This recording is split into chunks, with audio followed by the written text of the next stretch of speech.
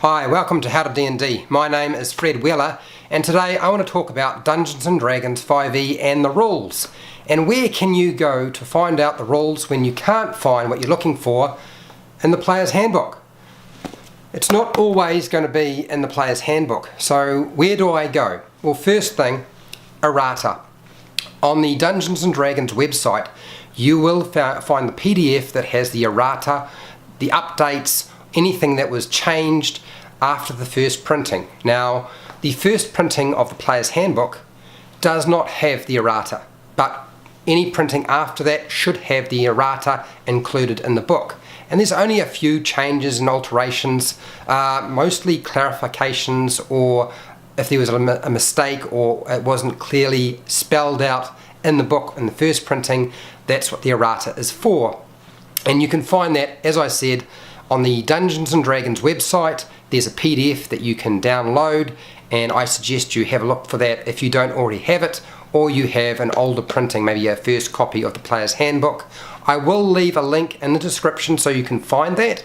Next, Sage Advice. Most of the stuff that I do is either from the player's handbook or from Sage Advice, and Sage Advice is usually given by Jeremy Crawford, because he's the guy who deals with any kind of rules clarifications. So your first point of call is the Dungeons & Dragons website, and you want to look for the Sage Advice articles. Now, I will include a link in the description so you can find those. He's also done a PDF compiling all of those articles into one document, and that you will find in the description as well, so you can find out exactly what has been clarified already, so you know how it works. I use a lot of that information already. It's quite common for me to pull information from there and include it in my videos, just to sort of beef them up and make them less just basics and give people a little bit more information they might have already been asking or wanting anyway. Next, we have the compiled website. That is all of the tweets from Jeremy Crawford, Mike Merles, and Chris Perkins have been compiled on a website called Sage Advice, and it's the Dungeons & Dragons 5e Sage Advice, and it's just a collection of questions people have put out on Twitter and have been responded to by either Jeremy Crawford, Mike Merles, or Chris Perkins. I use that website the most. Out of all of them, that's where I tend to go for all of my Sage Advice information and clarifications and anything I have questions around. I will leave a link in the description to that website as well.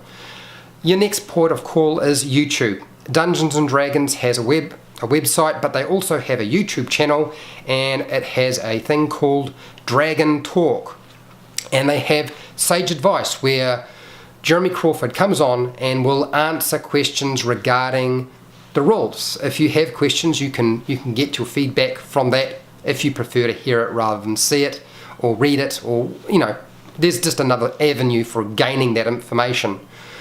That's all well and good. Those are my primary points of call for Sage Advice. But if that is not enough and you have a question that nobody else has asked and has not already been answered by Jeremy Crawford, I don't tend to pick up on everything that Mike Merles and Chris Perkins says, because Jeremy Crawford, if there's a design or an issue in terms of the rules, he's usually the guy to go to.